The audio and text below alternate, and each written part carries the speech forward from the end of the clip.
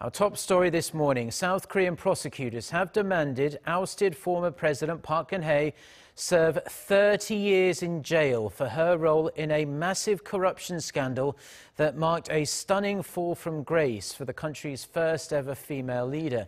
Faced with 18 charges, including bribery, abuse of power and leaking state secrets, 3 decades in prison mean a life sentence for Park, who is 66 years old. Our Jeong-yeon starts us off.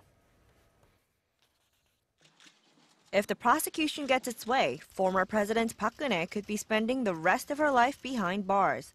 Tuesday saw a long-awaited hearing at the Seoul Central District Court in which they presented their sentencing demands for South Korea's former conservative leader.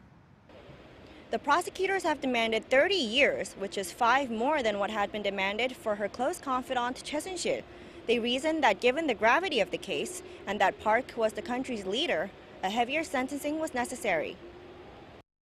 At the hearing, the prosecutor said Park tarnished South Korea's constitutional history and that she harmed constitutional values by privatizing power entrusted to her by the people. On top of jail time, they also sought a fine of 118.5 billion won, or $109 million.